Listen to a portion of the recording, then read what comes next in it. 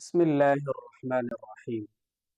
সহিহ বুখারীর ৬,৬৩২ নম্বর হাদিসে এক বর্ণনায় এসেছে, একবার রাসূল করিম সাল্লাল্লাহু আলাইহি ওয়াসাল্লাম হযরত ওমর রাদিয়াল্লাহু তাআলা আনহুর হাত ধরে বসেছিলেন।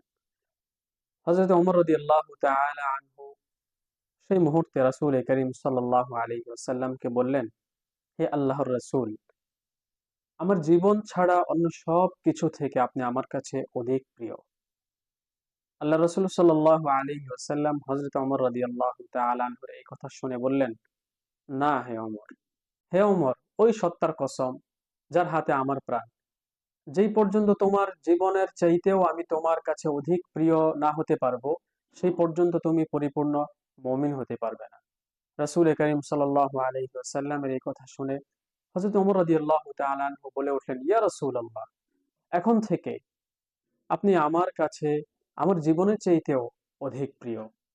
রাসূল করিম সাল্লাল্লাহু আলাইহি ওয়াসাল্লাম হযরত ওমর রাদিয়াল্লাহু তাআলা আনহুর এই কথা শুনে বলে উঠলেন, হে ওমর, হ্যাঁ, এখন তুমি মুমিন হতে পেরেছো।